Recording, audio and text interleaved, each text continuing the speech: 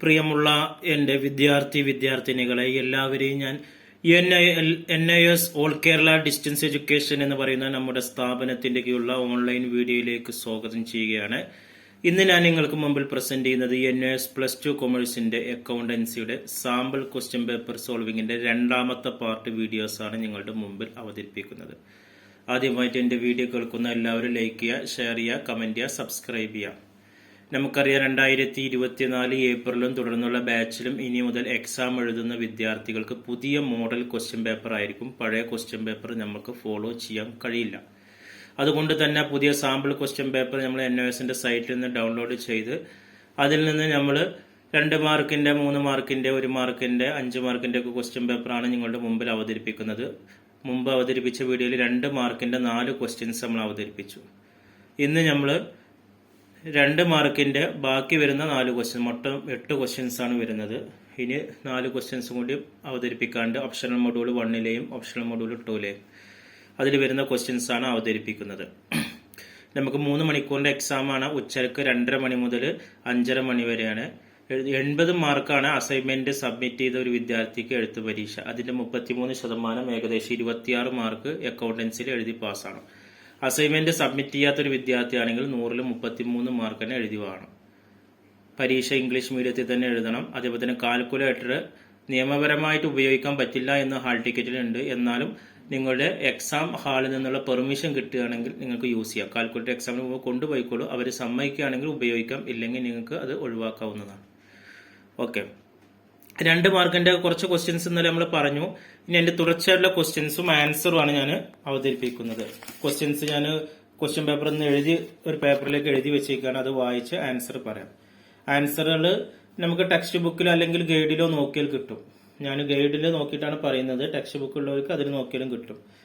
Okay, അതിൽ optional module 1ലുള്ള questions ആണ്. 36ാമത്തെ questions മുതലാണ്. 36ൽ തന്നെ 2 ഉണ്ട്. അതിൽ first questions, what you mean by operating and investing activities as per cash flow statement. ഈ ക്യാഷ് ഫ്ലോ സ്റ്റേറ്റ്മെന്റ് പ്രിപ്പയർ ചെയ്യുമ്പോൾ അതിൽ വരുന്ന ഓപ്പറേറ്റിംഗ് ആൻഡ് ഇൻവെസ്റ്റിംഗ് ആക്ടിവിറ്റീസ് എന്താണെന്നുള്ളത് 2 മാർക്കിനാണ്. അപ്പൊ അതിനനുസരിച്ച് എഴുതിയാൽ മതി. അപ്പൊ അതിന്റെ ക്വസ്റ്റ്യൻസിന്റെ ആൻസർ നമുക്ക് 34ാമത്തെ ചാപ്റ്ററിൽ കാണും. ക്യാഷ് ഫ്ലോ സ്റ്റേറ്റ്മെന്റ് എന്ന് പറഞ്ഞിട്ട് നമുക്കറിയാം. ഈ ക്യാഷ് ഫ്ലോ സ്റ്റേറ്റ്മെന്റ് എന്ന് പറഞ്ഞാൽ ഒരു സ്ഥാപനത്തിലേക്ക് വരുന്ന ക്യാഷിന്റെ വരവും അതിൽ നിന്ന് സ്ഥാപനത്തിൽ നിന്ന് പുറന്ന ക്യാഷ് പുറത്തേക്ക് പോകുന്നതുമായ കാര്യങ്ങളാണ് അതിൽ വരുന്നത്. അതിൽ നമുക്ക് ഓപ്പറേറ്റിംഗ് ആക്ടിവിറ്റീസ് ഉണ്ട്, ഇൻവെസ്റ്റിംഗ് ആക്ടിവിറ്റീസ് ഉണ്ട്. ഓപ്പറേറ്റിംഗ് ആക്ടിവിറ്റീസ് എന്ന് പറഞ്ഞാൽ പ്രൈമറി ആയിട്ട് വരുന്ന വരുമാനങ്ങളാണ് ഓപ്പറേറ്റിംഗ് ആക്ടിവിറ്റീസ് എന്ന് പറഞ്ഞാൽ. പ്രിൻസിപ്പൽ റവന്യൂസ് ആണ് അതിൽ വരുന്നത്. അതിൽ വരുന്നത് cash receipt from the sale of goods, അല്ലെ, എന്തെങ്കിലും സാധനങ്ങൾ വിറ്റഴിക്കുമ്പോൾ വരുന്ന ക്യാഷ് റിസീറ്റ് വരാം. അല്ലെങ്കിൽ എന്തെങ്കിലും സേവനങ്ങൾ ചെയ്യുകയാണെങ്കിൽ അതിൽ നിന്നുള്ള വരുമാനമാകാം. രണ്ടാമത് പറയുന്നത് cash receipt from royalty, commission, other revenue. അതുപോലെ ക്യാഷ് പേയ്മെന്റ് ടു സപ്ലയർ ആണ്. സപ്ലയർ കൊടുക്കുന്ന പേയ്മെന്റ് ആണ്, goods and services. Cash payment to employee ആകാം. Cash payment refund of income tax ആകാം. ഇതിലിപ്പോ നമുക്ക് 6 പോയിന്റ് എഴുതിയിട്ടുണ്ട്. 2-3 പോയിന്റ് എഴുതിയാൽ മതി. കാരണം ആകെ നമുക്ക് 2 മാർക്കാണ്. അപ്പോൾ 1 mark operating activities, 1 mark investing ആക്കി എഴുതണം. ഓക്കെ, ഇനി മുഴുവൻ പോയിന്റ് എഴുതിയാൽ കുഴപ്പമില്ല, 2-3 പോയിന്റ് മതി. അതേപോലെ തന്നെ ഇൻവെസ്റ്റിംഗ് ആക്ടിവിറ്റീസിനെ കുറിച്ചും പറയുന്നുണ്ട്. ഇൻവെസ്റ്റിംഗ് ആക്ടിവിറ്റീസ് എന്ന് പറഞ്ഞാൽ transaction that affect the purchase and sale of fixed asset ആണ് വരുന്നത്, അല്ലെ. ഒരു ബിസിനസ്സിൽ വരുന്ന പർച്ചേസ് അല്ലെങ്കിൽ സെയിൽ ഓഫ് ഫിക്സഡ് അസറ്റ് അല്ലെങ്കിൽ ലോങ് ടൈം അസറ്റ് അല്ലെങ്കിൽ ഇൻവെസ്റ്റ്മെന്റ് ഒക്കെയാണ് ഇതിൽ വരുന്നത്. അതിൽ വരുന്നത് cash payment to acquire fixed asset ആകാം, ക്യാഷ് റിസീപ്റ്റ് ആകാം, ഫിക്സഡ് അസറ്റ് ഡിസ്പോസ് ചെയ്യുമ്പോൾ, അല്ലെങ്കിൽ ക്യാഷ് പേയ്മെന്റ് ടു അക്വയർ അല്ലെങ്കിൽ ഷെയർ, ഡിബെഞ്ചർ, ഇൻവെസ്റ്റ്മെന്റ് ആകാം, cash receipt from repayment of advance ആകാം, അതേപോലെ തന്നെ ലോണൊക്കെ ആകാം. ഓക്കെ, ഇത്രയും കാര്യങ്ങളാണ് എഴുതേണ്ടത്. നമുക്ക് അടുത്ത ക്വസ്റ്റ്യൻസിലേക്ക് പോകാം. ഈ 36 തന്നെ ഓർ ക്വസ്റ്റ്യൻസ് ആയിട്ട് വരുന്നുണ്ട്. ഇനിയിപ്പോ ഈ പറഞ്ഞ ഓപ്പറേറ്റിംഗ് ഇൻവെസ്റ്റിംഗ് അറിയാത്തവർക്ക് വേറെ ക്വസ്റ്റ്യൻ വരുന്നുണ്ട്. ഏതെങ്കിലും ഒന്ന് എഴുതിയാൽ മതി. What are the limitation of accounting ratio. Accounting റേഷ്യോസിന്റെ പോരായ്മകൾ എന്തെല്ലാമാണ് എന്നുള്ളതാണ് പറയുന്നത്. അതിന്റെ നമുക്ക് റേഷ്യോന്റെ ഒരു ചാപ്റ്റർ തന്നെ ഉണ്ട്. ഓക്കെ, അതിൽ നമുക്ക് 33ാമത്തെ ചാപ്റ്ററിൽ അവസാന ഭാഗത്ത് കാണിക്കുന്നുണ്ട്. ഗൈഡില് ടെക്സ്റ്റ് ബുക്കിൽ 34ാമത്തെ ചാപ്റ്റർ നോക്കിയാൽ കിട്ടും. Limitation of accounting ratios. അപ്പൊ നമുക്ക് 2 മാർക്കിനാണ്. അതിനനുസരിച്ചിട്ട് എഴുതിയാൽ മതി. പോയിന്റ് ആയിട്ട് എഴുതിയാലും മതി, എക്സ്പ്ലെയിൻ ചെയ്യണമെന്നില്ല. ഇഗ്നോറൻസ് ഓഫ് ക്വാളിറ്റേറ്റീവ് ആയിട്ടുള്ള കാര്യങ്ങൾ ക്വാണ്ടിറ്റേറ്റീവ് മാത്രമേ അതിൽ പറയുന്നുള്ളൂ. അളന്ന് തിട്ടപ്പെടുത്താവുന്ന മാത്രമേ പറയുന്നു. ക്വാളിറ്റേറ്റീവ് ആയിട്ടുള്ള അളന്ന് തിട്ടപ്പെടുത്താൻ പറ്റാത്ത കാര്യങ്ങളൊന്നും ഇതിൽ പറയുന്നില്ല. അതേപോലെ ഇഗ്നോറൻസ് ഓഫ് പ്രൈസ് ലെവൽ അല്ലെ, പ്രൈസ് ലെവൽ ചേഞ്ചസിന്റെ അജ്ഞാതം അതിൽ കാണിക്കുന്നുണ്ട്. ഒരു സിംഗിൾ കൺസെപ്റ്റ് അല്ല, മിസ്ലീഡിങ് തെറ്റായിട്ടുള്ള റിസൾട്ട് വരുന്നുണ്ട്, ratio based accounting data based ആണ്. ഇങ്ങനെയുള്ള പോയിന്റ് മാത്രം എഴുതിയാൽ മതി. 2 മാർക്കല്ലേ ഉള്ളൂ. No single standard ratio of comparison, ഒരു സിംഗിൾ സ്റ്റാൻഡേർഡ് റേഷ്യോ കമ്പാരിസൺ പറ്റുന്നില്ല. അതേപോലെ തന്നെ ഡിഫിക്കൽട്ട് ഇൻ ഫോർകാസ്റ്റിംഗ്, ഫ്യൂച്ചറിനെ പ്രവചിക്കാനൊക്കെ പ്രയാസമാണ്. ഇത്രയും പോയിന്റ്, ഒരു 7 പോയിന്റിൽ ഒരു 3-4 പോയിന്റ് എഴുതിയാൽ മതി 2 മാർക്കിനാകുമ്പോൾ. ഞാൻ അടുത്ത ക്വസ്റ്റ്യൻസ് ആണ് 37ാമത്തെ ക്വസ്റ്റ്യൻസ് ഞാൻ വായിക്കുന്നത്. ക്വസ്റ്റ്യൻ പേപ്പറിൽ എഴുതിയിട്ടുണ്ട്. അതിൽ 2 ക്വസ്റ്റ്യൻസ് ഉണ്ട്, ഇഷ്ടമുള്ളത് ചെയ്താ. കാൽക്കുലേറ്റ് ദി ഡെപ്റ്റ് equity ratio from the following data ആണ്. വളരെ സിമ്പിൾ ആയിട്ടുള്ള ക്വസ്റ്റ്യൻ ആണ്. ഡെപ്റ്റ് ഇക്വിറ്റി റേഷ്യോസ് കാണാനാണ് പറയുന്നത്. നമ്മൾ ആ റേഷ്യോയുമായി ബന്ധപ്പെട്ട അവസാന ഭാഗത്തുള്ളതാണ് ഓപ്ഷൻ മോഡുകൾ. അതിൽ നമുക്ക് ലോങ് ടേം ഡെപ്റ്റ് 5000 തന്നിട്ടുണ്ട്, ഷെയർ ഹോൾഡേഴ്സ് ഫണ്ട് 1,50,000 തന്നിട്ടുണ്ട്. ഫസ്റ്റ് നമുക്ക് ഇതിനെ അറിയേണ്ടത് ഡെപ്റ്റ് ഇക്വിറ്റി റേഷ്യോയുടെ ഇക്വേഷൻ ആണ്. ഡെപ്റ്റ് ഇക്വിറ്റി റേഷ്യോ കാണുന്നത് ഡെപ്റ്റ് ഡിവൈഡ് ബൈ ഇക്വിറ്റി ആണ്. ഓക്കെ, ഇക്വിറ്റി എന്ന് പറഞ്ഞാൽ ഷെയർ ഹോൾഡേഴ്സ് ഫണ്ടാണ്. ഓക്കെ, അപ്പൊ ഡെപ്റ്റിൽ നമുക്ക് വരുന്നത് ലോങ് ടേം ഡെപ്റ്റുകളൊക്കെയാണ് അതിൽ വരുന്നത്. അത് എത്ര വരുന്നുണ്ട്? അത് നമുക്ക് 50,000 വരുന്നുണ്ട്. അതേപോലെ തന്നെ ഷെയർ ഹോൾഡേഴ്സ് ഫണ്ട് വരുന്നുണ്ട്. ഷെയർ ഹോൾഡേഴ്സ് ഫണ്ട് നമുക്ക് വരുന്നത് 1,50,000 ആണ്. അപ്പോൾ ഡെപ്റ്റ് ഡിവൈഡ് ബൈ ഇക്വിറ്റി, ഡെപ്റ്റ് ഇക്വിറ്റി റേഷ്യോന്റെ ഇക്വേഷൻ ആണ് ഡെപ്റ്റ് ഡിവൈഡ് ബൈ ഇക്വിറ്റി. ഡെപ്റ്റ് എന്ന് പറയുമ്പോൾ ലോങ് ടേം ഡെപ്റ്റ്, ഇക്വിറ്റി എന്ന് പറയുമ്പോൾ ഷെയർ ഹോൾഡേഴ്സ് ഫണ്ട്. അപ്പൊ ക്വസ്റ്റ്യൻസിൽ തന്നിട്ടില്ല 50,000 ഡിവൈഡ് ബൈ 1,50,000. അതില് റേഷ്യോ രൂപത്തിൽ എഴുതണം. അപ്പൊ നമ്മളിവിടെ വെട്ടി ചുരുക്കണം. മുകളിലുള്ള 50,000 0 വെട്ടുക, താഴെയുള്ള 1,50,000 0 വെട്ടുക. അപ്പൊ നമുക്ക് 5/15 അതിന് റേഷ്യോ രൂപത്തിൽ എഴുതുകയാണെങ്കിൽ 5:15 എന്ന് എഴുതാം.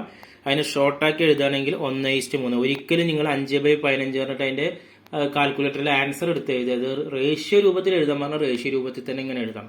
ഓക്കെ, ഇനി അതല്ലാതെ വേറെ ക്വസ്റ്റ്യൻസ് ഇതിൽ തന്നിട്ടുണ്ട്. ആവറേജ് ഇൻവെന്ററി അല്ലെ, ആവറേജ് ഇൻവെന്ററി എന്ന് പറയുന്നത് ഒരു 6,000 ആണ്. ഇൻവെന്ററി ടേൺ ഓവർ റേഷ്യോ 8 ആണ്. ഗ്രോസ് പ്രോഫിറ്റ് എന്ന് പറഞ്ഞത് 20% ഓഫ് റവന്യൂ ഫ്രം ഓപ്പറേഷൻ ആണ്. എങ്കിൽ ഗ്രോസ് പ്രോഫിറ്റ് എത്രയാണ് എന്നുള്ളതാണ് പറയുന്നത്. ഗ്രോസ് പ്രോഫിറ്റ് എങ്ങനെയാണ് കണ്ടുപിടിക്കുക?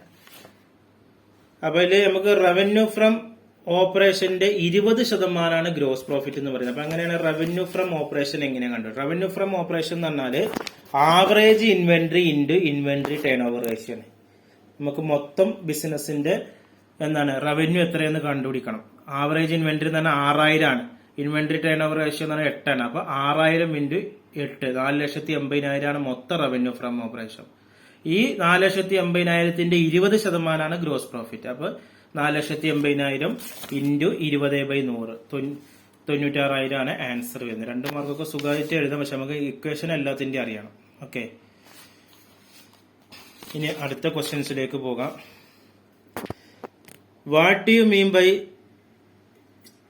Chart and state any 2 basic element? എന്താണ് ചാർട്ട്? അതിന്റെ 3 ബേസിക് ആയിട്ടുള്ള എലമെന്റ്സ് ഏതൊക്കെയാണെന്നുള്ളതാണ് പറയുന്നത്. നമ്മൾ ലാസ്റ്റ് എക്സലുമായി ബന്ധപ്പെട്ട ചാപ്റ്ററിൽ അത് പറയുന്നുണ്ട്, ചാർട്ടിനെ കുറിച്ചിട്ട്. എന്താണ് ചാർട്ട് എന്നത് അതിൽ പറയുന്നുണ്ട് അല്ലെ. ടു ക്രിയേറ്റ്, എങ്ങനെയാണ് എക്സലിൽ ചാർട്ട് ക്രിയേറ്റ് ചെയ്യുന്നത്? ചാർട്ട് സെലക്ട് ദി സെല്ലാണ്. സെലക്ട് സെല്ല് സെലക്ട് ചെയ്യുക, that contain the data you want to use the chart ആണ്. Then click to insert. ഇൻസേർട്ടിൽ പോയിട്ടാണ് നമ്മൾ മുകളിൽ കുറെ റിബൺ ബട്ടൺ കാണും എക്സൽ ഷീറ്റ് തുറന്നാൽ. അതിൽ ഈ മുകളിലുള്ള ഇൻസേർട്ട് ടാബിൽ പോയി കഴിഞ്ഞാൽ നമുക്ക് ചാർട്ട് എന്നുള്ള ഒരു ഓപ്ഷൻ കാണും. അതിൽ നമുക്ക് ഇഷ്ടമുള്ള ചാർട്ട് സെലക്ട് ചെയ്യാം. അപ്പൊ അതിന്റെ എലമെന്റ്സ് ഏതൊക്കെയാന്ന് ചോദിക്കുന്നുണ്ട് അല്ലെ. അതിന്റെ എലമെന്റ്സ് 2 മാർക്കിന്റെ ചോദ്യമാണ്. അപ്പൊ പോയിന്റ് എഴുതിയാൽ മതി. ചാർട്ട് ഏരിയ, പ്ലോട്ട് ഏരിയ, അതുപോലെ ഡാറ്റ പോയിന്റ്. മാർക്കിനനുസരിച്ച് വിരിച്ചെഴുതണം. നേരെ മറിച്ച് ഇതൊരു 4 മാർക്ക് 5 മാർക്കിനാണ് ഈ പറഞ്ഞ പോയിന്റ് ഒക്കെ എക്സ്പ്ലെയിൻ ചെയ്ത് എഴുതണം. ഇത് ചാർട്ട് എഴുതുന്നതിന് 1 മാർക്കും അതിന്റെ എലമെന്റ്സിലെ പോയിന്റുകളില്ലേ അത് എഴുതുന്ന 1 മാർക്കാണ്. ഡാറ്റ പോയിന്റ്, അതേപോലെ തന്നെ horizontal axes and vertical axes legend, അത് chart and axes styles, data label. ഇനി പോയിന്റ് കൂടുതൽ അറിയില്ല, ഒരു 1-2 പോയിന്റ് അറിയെങ്കിൽ അത് വേണമെങ്കിൽ എക്സ്പ്ലെയിൻ ചെയ്യാം. കൂടുതൽ പോയിന്റ് അറിയുകയാണെങ്കിൽ പോയിന്റിന്റെ എണ്ണം എഴുതുക, എക്സ്പ്ലെയിൻ ചെയ്യേണ്ട ആവശ്യമില്ല. നമുക്ക് ഗൈഡിൽ 390-91 പേജിൽ കാണുന്നുണ്ട്.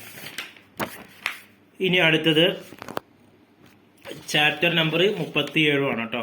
ടെക്സ്റ്റ് ബുക്ക് നോക്കുന്നവർക്ക് 37ന്റെ ചാർട്ടിന്റെ ആൻസർ കിട്ടും, ഗ്രാഫ് ആൻഡ് ചാർട്ട്. ഇനി അതല്ലെങ്കിൽ ആ 36 ഇത് അറിയില്ലെങ്കിൽ what you mean by payroll account, state any components. എന്താണ് പേറോൾ അക്കൗണ്ട്, അതിന്റെ പ്രധാനപ്പെട്ട കോമ്പണൻസ് ഏതൊക്കെയെന്നുള്ളതാണ്.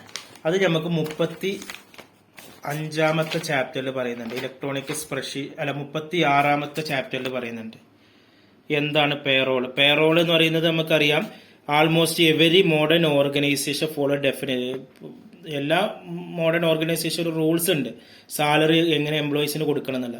അതിന് വേണ്ടിയിട്ട് യൂസ് ഓഫ് കമ്പ്യൂട്ടറാണ് for maintain the record of salary. Computer നമ്മൾ അതിന് യൂസ് ചെയ്യുന്നുണ്ട്. അതിൽ നമ്മളൊരു പേറോൾ, അതിലൊരു ടേബിൾ രൂപത്തിൽ ഓരോ എംപ്ലോയീസിന് കൊടുക്കുന്ന സാലറി ഡീറ്റെയിൽസ്, അവരുടെ PF ആണെങ്കിലും അലവൻസ് കാര്യങ്ങളൊക്കെ ഇങ്ങനെ ടേബിൾ രൂപത്തിൽ ചിത്രീകരിക്കും. അതിനാണ് പേറോൾ അക്കൗണ്ട് എന്ന് പറയുന്നത്. ബോണസ്, കമ്മീഷൻ ഒക്കെ ഇത് കാണിക്കും. ഇനി അതിന്റെ പ്രധാനപ്പെട്ട കോമ്പണൻസ് എന്താന്നുള്ളത് അവിടെ പറയുന്നുണ്ട് കേട്ടോ. അതിലിപ്പോൾ PF വരുന്നുണ്ട്, ടാക്സ് ഡിഡക്ഷൻ സോഴ്സസ് വരുന്നുണ്ട്, റിക്കവറി ലോൺ വരുന്നുണ്ട്. ഗൈഡിൽ 386 387 ടെക്സ്റ്റ് ബുക്ക് നോക്കുകയാണെങ്കിൽ 36ാമത്തെ ചാപ്റ്ററിൽ കാണും. റിക്കവറി ലോൺ, ഇൻസ്റ്റാൾമെന്റ്, ഇനി അതർ ഡിഡക്ഷൻ വരുന്നുണ്ട്. ഈ കാര്യങ്ങളൊക്കെ ഇതിൽ വരുന്നുണ്ട്. അപ്പൊ എന്താണ് പേറോൾ എഴുതുന്നതിന് 1 മാർക്കും കോമ്പണൻസ് എഴുതുന്നതിന് 1 മാർക്കാണ്. ഇനി ലാസ്റ്റ് ക്വസ്റ്റ്യൻസ് ആണ്. What is OLE object? എന്താണ് OLE ഒബ്ജക്റ്റ് എന്ന് പറയുന്നത്? ഓക്കെ, OLEയുടെ ഫുൾ ഫോം എന്താന്ന് നമുക്കറിയണം. OLE എന്ന് പറഞ്ഞാൽ ഒബ്ജക്റ്റ് ലിങ്ക്ഡ് ആൻഡ് എംബീഡിംഗ് ആണ്.